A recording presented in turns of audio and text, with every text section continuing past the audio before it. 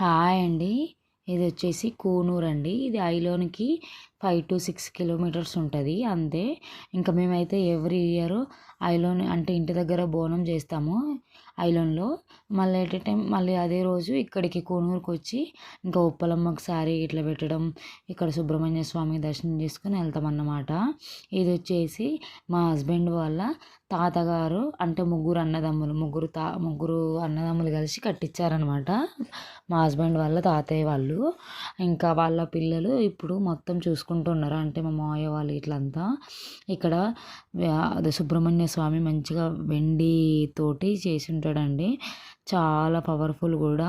ఇక్కడ ఏంటంటే మనకు ఇప్పుడు పుట్ట కూడా ఉంటుందండి. ఇప్పుడు మీరు ఫస్ట్ చూసారు కదా, దాని చుట్టూ కడతారు ముడుపులు. అంటే ఏమన్నా పెళ్ళిళ్ళు కావాలన్నా, పిల్లలు కాకపోయినా, ఇంకా ఏమన్నా ఇల్లు ఏదైనా కానీ మొక్కుకొని ఇంకా మనం ఇక్కడ పూజ చేయించుకొని చేస్తామండి. అంటే నాగదోషం ఇట్లా ఏమైనా ఉన్నా కూడా పోతాయి. ఇంకా కంపల్సరీగా అయితే మొక్కులు అయితే నెరవేరుతాయి. కాబట్టి మనం మొక్కుకొని ముడుపు కట్టేసుకున్నాం అనుకోండి ఆ పుట్ట చుట్టూ, ఇంకా కంపల్సరీగా నెరవేరుతాయి. ఇంకా ఇక్కడ ఏంటంటే మనము అదే ఇక్కడ అదే శివుడు కూడా ఉన్నాడండి మెయిన్ టెంపుల్లో. ఇంక ఇక్కడ వచ్చేసి మనం పుట్టలో పాలు పోసేస్తున్నాము. పాము అయితే ఉందంటారండి, కానీ ఏమో మాకైతే ఎప్పుడూ అవుపడలేదు. ఇంకా కామన్గా అయితే పోస్తూ ఉంటాం పాలు.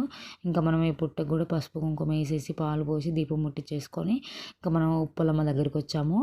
ఇక్కడ ఉప్పలమ్మ దగ్గర కంపల్సరీ ఎవ్రీ ఇయర్ సంక్రాంతి నుండి ఉగాది లోపు ఇంకా అక్కడ ఇంటి దగ్గర బోనం చేస్తాము. ఇక్కడ శారీ గిట్లా పెట్టేసి పరమాన్నం గిట్లా చేసుకొని వస్తాం అన్నమాట.